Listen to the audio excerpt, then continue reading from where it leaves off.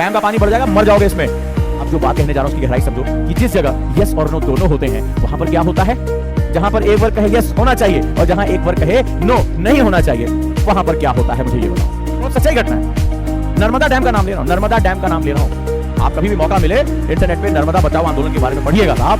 आज देश के बहुत बड़े हिस्से में नक्सलवाद के नाम पर जो लोगों ने बंदूकें उठाई वो आदिवासी लोग थे। मेरे कहने पे आज ये पढ़ के देख लेना कि जहां जहां लोहा है, जहां जहां खनिज है, कोयला है, वहीं नक्सलवाद है और वहीं सबसे ज्यादा गरीबी है। जो संसाधनों के ऊपर बैठे हैं वही सबसे ज्यादा गरीब है, वही सबसे ज्यादा शोषित है। उनकी जंगल जमीनों को उजाड़ दिया गया और वहीं पर नक्सलवाद है। आज आप मैप उठा के चेक कर लीजिएगा साहब, क्यों राजनीति युद्ध की तरह लेकिन तो बैठा रहता है ना कि अब ये मरेगा, अभी इसका मांस नहीं करना। कहते हो कि भारत में विकास होना चाहिए, बिल्कुल होना चाहिए।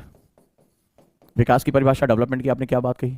डेवलपमेंट आपने कहा कि भाई वी मस्ट नीड इलेक्ट्रिसिटी, हमें ऊर्जा सुरक्षा चाहिए, बिल्कुल चाहिए, कौन मना कर रहा है तुम्हें? वी नीड इरिगेशन, हमारा एग्रीकल्चर अच्छा होना चाहिए, बिल्कुल होना चाहिए साहब, ठीक है।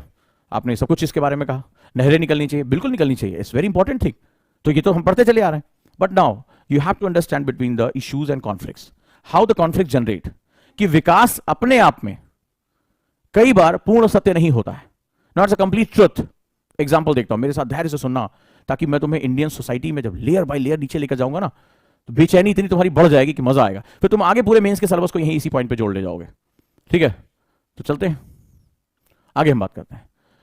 तो क्या हुआ कि भाई इलेक्ट्रिसिटी, इरिगेशन, कैनल, ये सब मुझे चाहिए, फ्लड रुकना चाहिए ताकि उससे जो है नुकसान ना हो। That's good.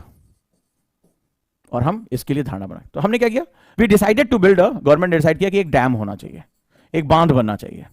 हमने एक डिसीजन लिया, तो कितना बढ़िया है। संसद से बिल पास हो गया, पैसे भी आ गए, बहुत बढ़िया है, कोई दिक्कत नहीं है, डन। अब क्या हुआ, एक नदी बह रही थी, वो अपने प्राकृतिक बहाव के साथ बह रही है, कोई दिक्कत नहीं है।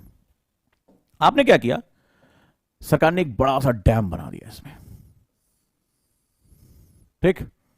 इससे पानी कंट्रोल होकर गिरने लगा, पंचक्की चलने लगी, ये पंचक्की चल रही है और इससे इलेक्ट्रिसिटी जनरेट हो रही है, सिंचाई के लिए नहरें निकल रही हैं।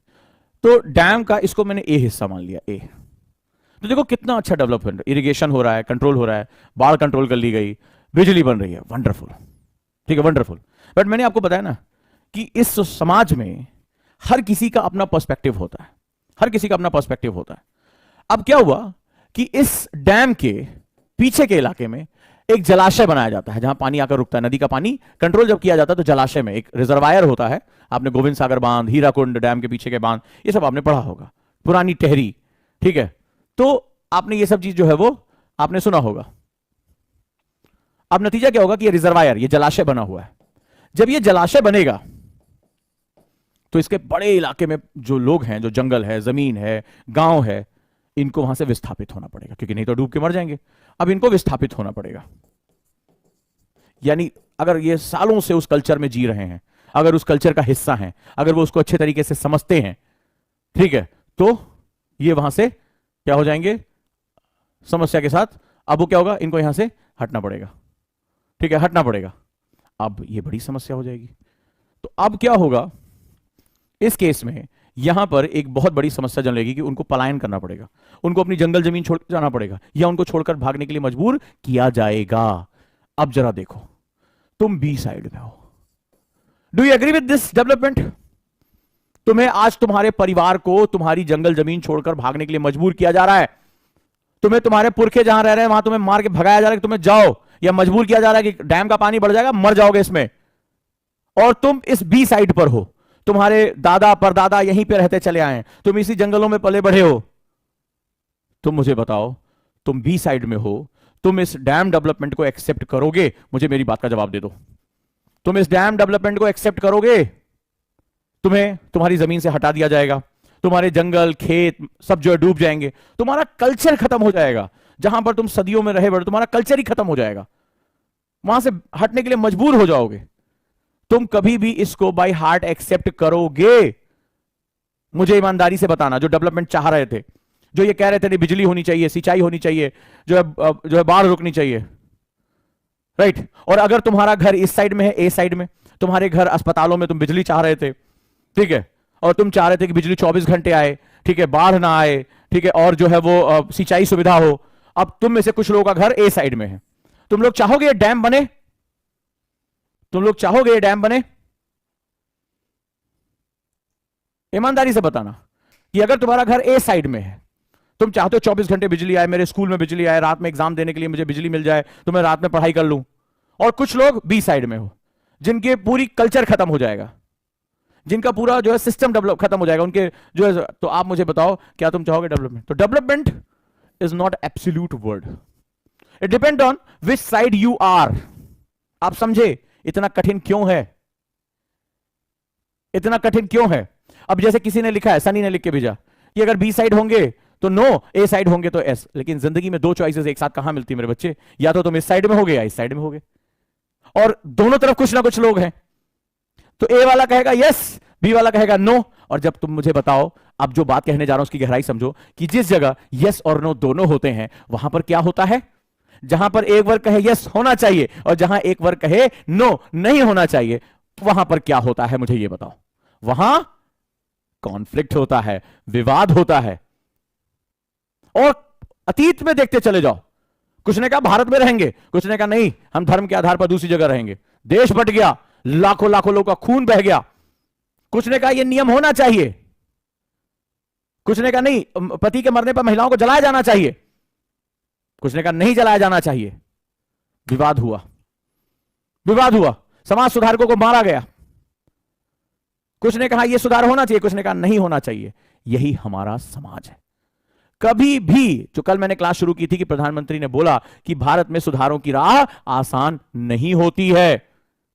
क्यों? क्योंकि there is always present of yes and no both in the society, because both has a different perspective. Meditation से लेकर डेली टारगेट तक, डेली क्वेश्चन से लेकर आंसर राइटिंग तक, रिवीजन तक, सब कुछ लेकर आ रहा हूं मैं, आपका गाइड हो जाऊं सुपर मेंटरशिप में। एक ऐसी चीज जो 1-to-1 आपको लेकर चलेगी यूपीएससी की तरफ।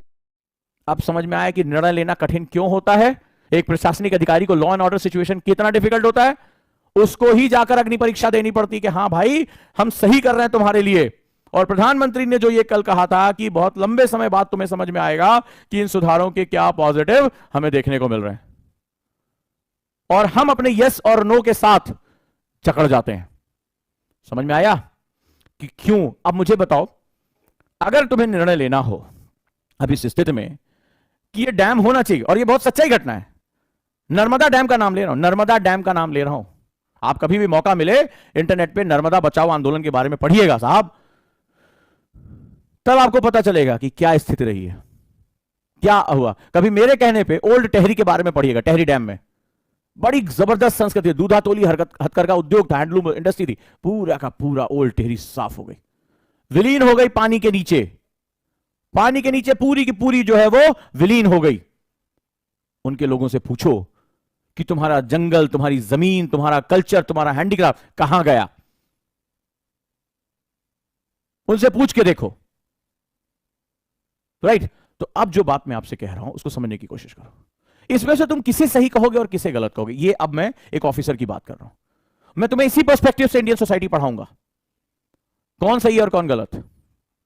जैसे लिखा किसी ने ए सही है, तो अगर ए सही है तो आज देश के बहुत बड़े हिस्से में नक्सलवाद के नाम पर जो लोगों ने बंदूकें उठाई वो आदिवासी लोग थे। और जब उन्होंने उसको उठाया, जब शुरुआती दौर में नक्सलवाद था, तो वो एक बहुत बड़ी वैचारिक लड़ाई भी थी कि उनका बहुत हद तक शोषण हुआ था। और शोषण करने वाला कोई और नहीं, भारतीय प्रशासन भी था, भारतीय शासन भी था। और कभी आपको मौका मिले सलाम बस्तर पढ़िएगा राहुल पंडिता की, आपको पता चलेगा कि हमने अपने देश के लोगों के संसाधनों का शोषण किया। अरे जिस जमीन पे तुम हो उसके मालिक हो तुम। और तुम ये मेरे कहने पे आज ये पढ़ के देख लेना कि जहां जहां लोहा है, जहां जहां खनिज है, कोयला है, वहीं नक्सलवाद है और वहीं सबसे ज्यादा गरीबी है। जो संसाधनों के ऊपर बैठे हैं वही सबसे ज्यादा गरीब हैं, वही सबसे ज्यादा शोषित हैं। उनकी जंगल जमीनों को उजाड़ दिया गया और वहीं पर नक्सलवाद है। आज आप मैप उठा के चेक कर लीजिएगा साहब, चेक कर लीजिएगा। सो हमारे समाज में जो डेवलपमेंट की परिभाषा है, ये ए सही है, ये तय किसने किया? पहले मुझे बताओ, ये ए सही है तो ये तय किसने किया? पावर ने, एकजुटता ने। ये तय आपने किया। आपने इनसे पूछा था कि तुम्हारी जमीनें उजाड़ जाएंगी, तुम यहां से चले जाओगे। ये आपने सत्ता, जिसको आपने सत्ता में चुनकर भेजा, जो पावर है, आपने तय किया साहब कि ए सही होगा। तो आपके हिसाब से जंगलों को काट के वहां 5 स्टार होटल बना देना चाहिए? आप बिल्कुल कहेंगे बिल्कुल होना चाहिए साहब। बोले सारा कोयला निकाल लेना चाहिए, हमें ईंधन की बड़ी जरूरत है। लेकिन उस कोयला निकालने की कीमत, वो जो सदियों से आदिवासी के रूप में रह रहे हैं, उनको वहां से उजड़ना पड़ेगा, उनको वहां से भागना पड़ेगा, उनको वहां से जाना पड़ेगा। फिर वो कहां जाएगा किसी को नहीं पता। तुमने उजाड़ दिया, वो कहां जाएगा किसी को नहीं पता। तुम में से कितने लोग होंगे जो अपने कंफर्ट जोन से उजड़ के कहीं जाना चाहेंगे।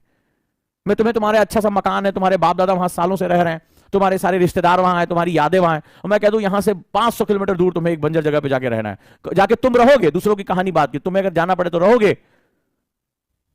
जहां का क्लाइमेट भी तुम्हारे लिए हॉस्टाइल है, तुम वहां के, तुम्हें जंगलों में रहने की आदत है, तुम वहां शहरों की बिल्डिंग पागल। तुम कभी अपने गांव से किसी बुजुर्ग को एक शहर लेकर आओ, तुम में से लेकर आओ, मैं जो बात कह रहा हूं इत्तेफाक करके देखना। गांव में तुम्हारे कोई बुजुर्ग रहते हो और आप शहर के 2 कमरे के मकान में उनको लेकर आओ, तुम देखोगे 7वें 8वें उनको दम घुटने लगता है। तुम खुद परेशान होना शुरू हो जाते हो। वो सुबह जल्दी उठ जाते हैं, टहलने की आदत है, आंगन में बैठने की आदत है, खुली हवा की आदत है। उनको खिड़की दरवाजे नहीं मिलते हैं, छोटे से फ्लैट में रोशनी नहीं आती है, तो बोलते हैं बाबू हम जैसे भी यहाँ रह लेंगे, हमें हमारे गांव छोड़ाओ, कम से कम खुली हवा में तो हम रह लेंगे। शाम को कम से कम 4 लोग आके बैठते हैं तो उनसे एक दूसरे का सुख दुख तो ले लेंगे। ऐसा ही बोला होगा उन्होंने। बोले यहां तो अगल बगल किसी से बात कर लो तो ऐसे घूर के देखते हैं जैसे मैंने उसकी किडनी मांग ली हो। हाँ या ना? सही कह रहा हूं? तो सवाल यह है कि जब हम मुद्दों में घुसते हैं तो सही क्या है और गलत क्या है, इसकी परिभाषा पता लगाना बड़ा मुश्किल हो जाता है, बहुत मुश्किल हो जाता है। इसीलिए इसको सोशल इश्यूज कहते हैं। और इशू को समझने के तुम्हें अपने समाज का कैरेक्टर जानना पड़ेगा कि हमारे समाज में इतनी लेयर्स क्यों है, हमारे समाज में इतनी जो है वैरायटी क्यों है, और क्यों राजनीति गिद्ध की तरह बैठती है। जैसे गिद्ध बैठा रहता है ना कि अब ये मरेगा, अभी इसका मांस नोच कर खाना है। तो हमारे समाज के इस विघटन की वजह से वो देखता है, अच्छा वो वाली जाति मेरे काम की है, आप पकड़ो इसको, इलेक्शन जीतना है। वो वाला धर्म मेरे काम का है, आज भड़केंगे दंगे, वो मेरे काम का, पकड़ो इसको। वो वाला मुद्दा मेरे काम का है, पकड़ो इसको। अरे वो दलित है, पकड़ो इसको। तो तुम देखते हो कि जब हमारे यहाँ चुनाव होते हैं तो हम निचले से निचले स्तर पर जाने, हर चुनाव के बाद यही होता है कि कौन ज्यादा निचले स्तर पर उतर रहा है। तो तुम देखते हो, तुम्हें खुद नहीं पता होता, अच्छा इतने धर्म हैं, इतनी जातियां हैं, जातियों के अंदर इतनी जातियां हैं, इतने क्षेत्रवाद हैं। तुम्हें उसी समय पता चल, जब इलेक्शन आता है, जब छीछा लेदर शुरू होती है, दे कीचड़ एक दूसरे को ऊपर मारना शुरू करते हैं और भयानक स्थिति हो जाती है। तब तुम्हें भारतीय समाज पता होता, तो क्या करता है, राजनीति उसी को देखता है कहां मेरा मांस मिल रहा है। और लोग समझते हैं कि वो नहीं लगे, तो राजनीति उनको पकड़ के बैठता है, आराम से काम हो जाता है। राइट। और इकोनॉमिक्स बताता है कि संसाधन डेवलप नहीं होंगे या होंगे, संसाधनों की कैप्चरिंग करोगे या डिस्ट्रीब्यूट करोगे। तो जब तक संसाधन तुम्हारे यहां डिस्ट्रीब्यूट हो रहे हैं, सबको उसका हक मिल रहा है, 2 वक्त की रोटी मिल रही है, कमाने का साधन मिल रहा है, सम्मान मिल रहा है, सर पे छत मिल रही है, महिलाओं के लिए शौचालय मिल रहा है, बच्चों के लिए स्कूल मिल रहा है, तब तक तो ठीक है। लेकिन जब मुझे कब्जा करने की नौबत आ जाएगी तो उस दौरान तो हम धक्का मुक्की करेंगे ना। देखोगे ना, कभी जनरल डब्बे में जाके देखो, कभी रेलवे स्टेशन पे जाके देखो, महाराष्ट्र में टॉयलेट करने की लाइन में जाके देखो, है भाई साहब हटिए, है भाई साहब, मतलब कुछ नहीं। आप दिल्ली में कालका जी में पीने का पानी लेने के लिए सुबह सुबह टैंकर आते हैं, ओ भाई साहब मैंने अपने सामने देखा है। और वो वहां जो सामाजिक सौहार्द, सामाजिक समरसता की ऐसी तैसी जो होती है, वो साहित्यिक भाषा में एक दूसरे से बात होती है। वो जो अड़ोसी पड़ोसी हैं, मात्र 10 से 20 लीटर पीने का पानी प्राप्त करने के लिए पूरा परिवार एक दूसरे को लात मारा, चल चल नीचे मेरी बारी है, दूसरे को मारा, गाली दे रहा है, उसकी पैंट पकड़ खींच रहा है, औरतें आपस में बाल नोच रही हैं, किसके लिए? 20 लीटर पानी के लिए। पूरा परिवार, डेली के डेली का काम, ऐसा नहीं एक दिन। ये है तुम्हारा राष्ट्र, ये है हमारा राष्ट्र, ये है हमारा समाज। राइट। और इसमें हमारी जिम्मेदारी बहुत बढ़ जाती है क्योंकि हम जागरूक नहीं अपने चीजों के लिए।